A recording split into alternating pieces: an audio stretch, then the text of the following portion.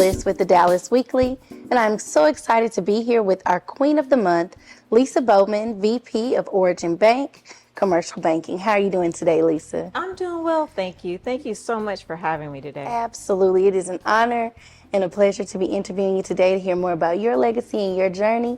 So I want to kick things off. If you could just tell me a little bit about your background into banking and your journey and how you got where you are today. Absolutely. So my background in banking has expanded over about a 20-year period or more.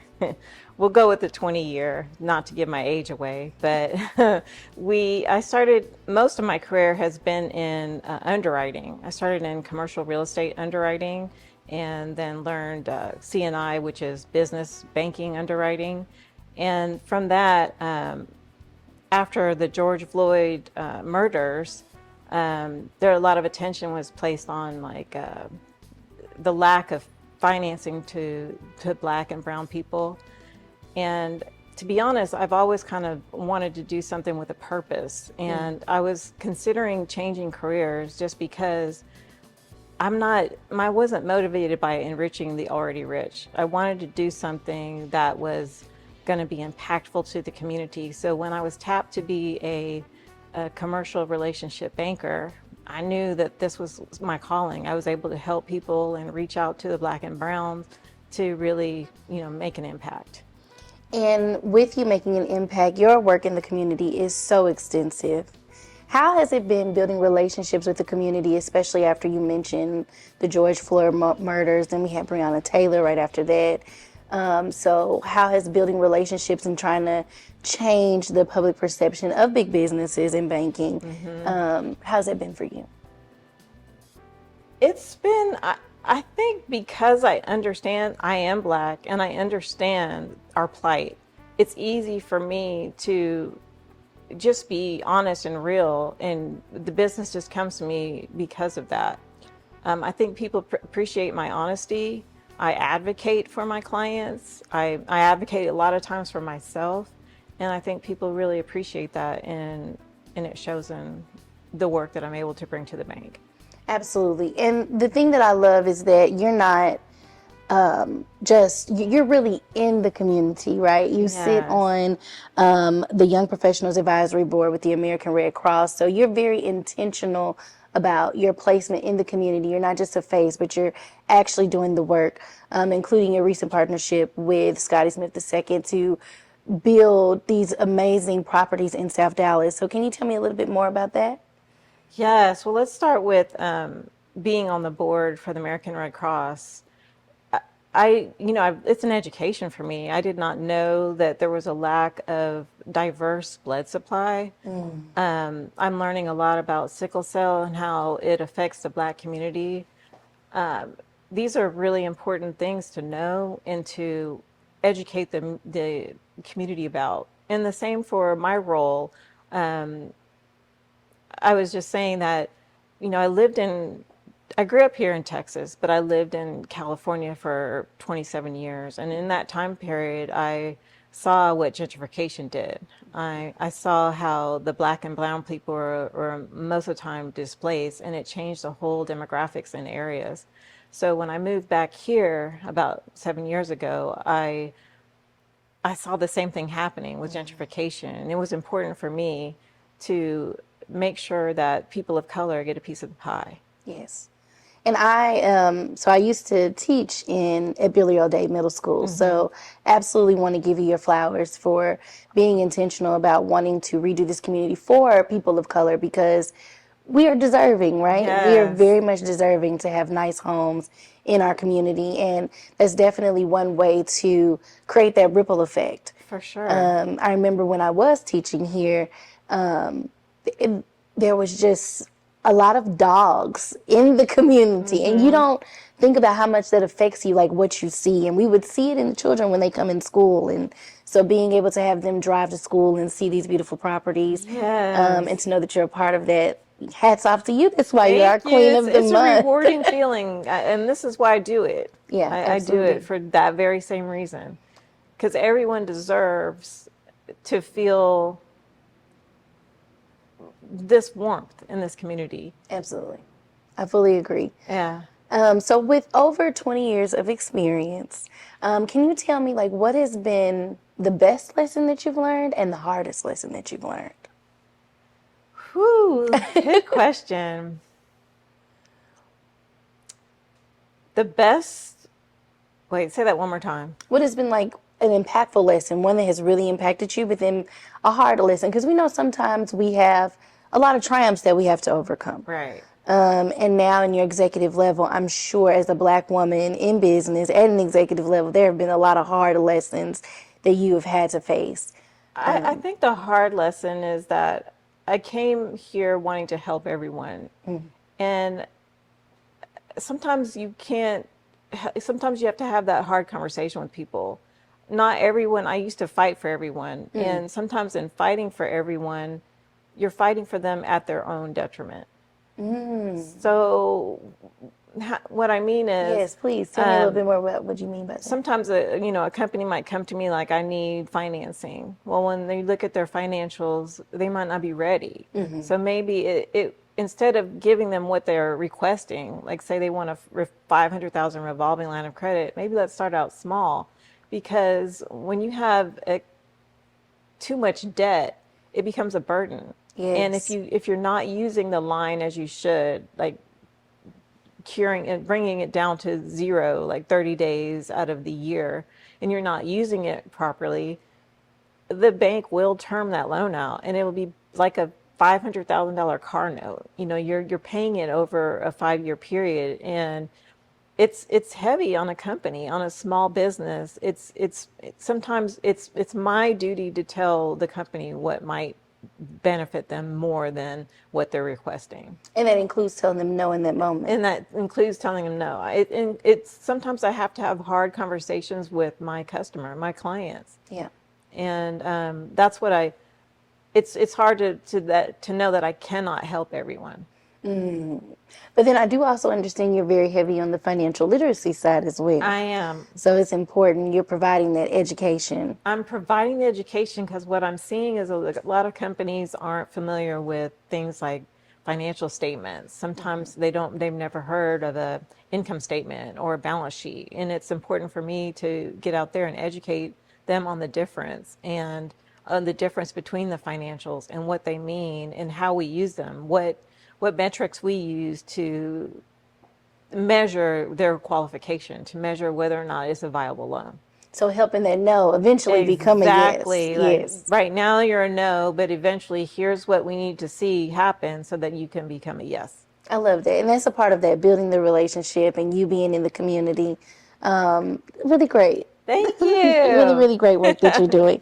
So we are here interviewing you today as a part of our Queen of the Month. And so I want to know, as a Black woman in an executive level role, what does the word queen really mean to you, and how do you feel you embody that? A queen means for me having the confidence to advocate for yourself and to advocate for others. Absolutely. And really being a change maker. And really being a change maker. Yes. Yes. And not be afraid to unapologetically be who you are. I love that.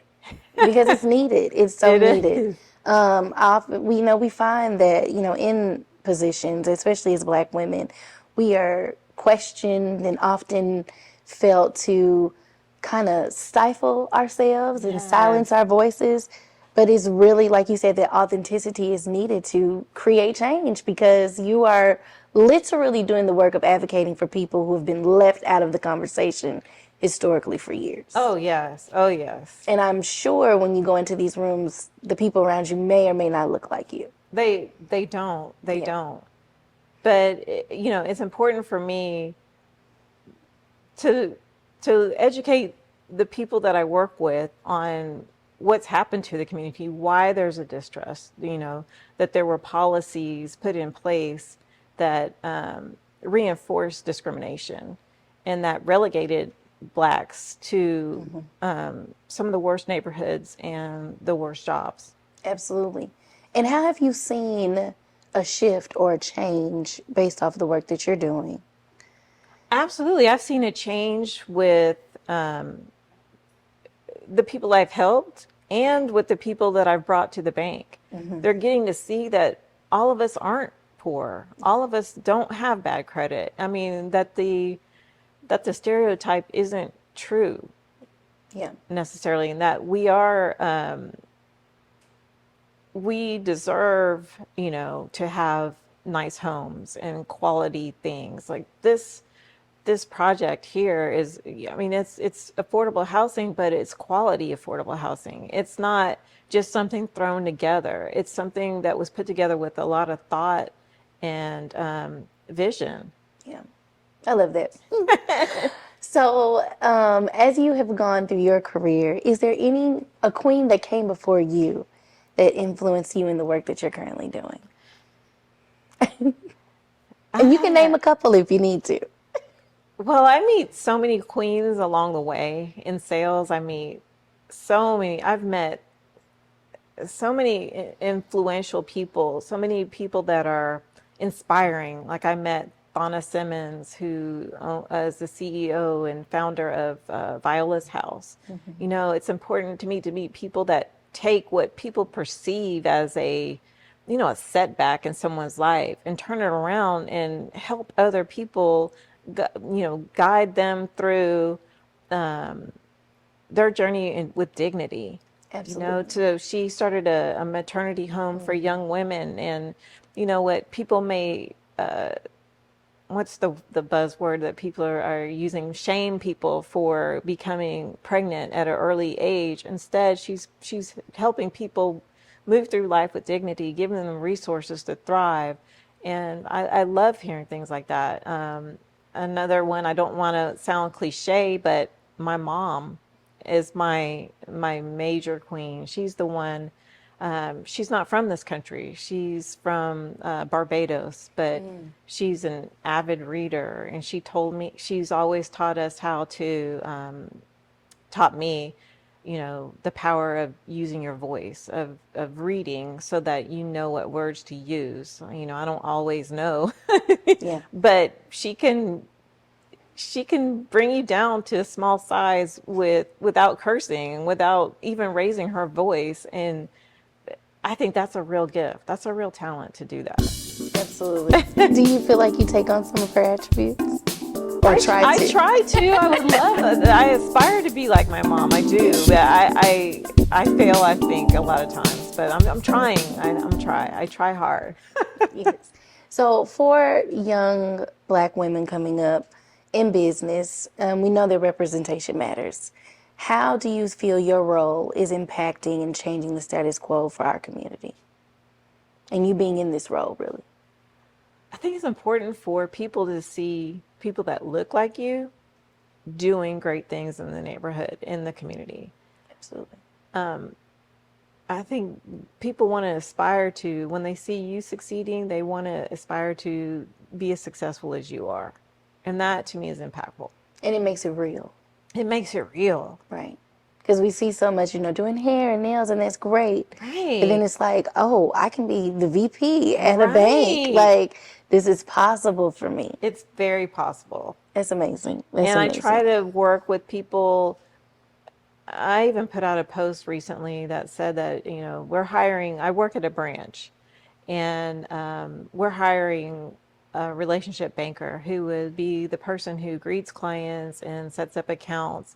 And I've committed that to teach that person in that role to advance. So I will teach them how to become a commercial real estate or relationship banker, so that they can move up faster within the company Yeah. and become an executive as well. And just really embodying that idea of each one teach one and pulling Exactly. the hand up and just, Yes, that's wonderful. uplifting others. And there's a piece of this for everyone. We can all get there. We can all achieve our goals. Let's help each other up. Absolutely. Absolutely. Yeah. So I do want to know what is next for you, or do you have things that you've seen in the community like, okay, I want to do something with that and impact it in some way? Oh, that's a good question. I definitely want, every day I'm learning more and more about things that I could do to affect change in the community. I really don't know what that is yet, but I'm always seeking and I'm always in the community finding out what that could be. Absolutely. And if I am a business owner, what would be the best way to reach out and get information and knowledge from you? The best way to reach out to me would be on my cell. Should I give my cell phone number out? Um, Maybe an email. An email. lbowman@origin.bank. Perfect, perfect. And lastly, if you could leave us with one piece of advice, whether it's in financial literacy or otherwise, just something that you feel the people must know before we conclude this interview. On this election day, I think the important thing is to tell people to vote. Your vote is your voice, and your voice is your power. Love it. Thank you so much. This has been Bliss again with the Dallas Weekly for our Queen of the Month, Miss Lisa Bowman. Thank you.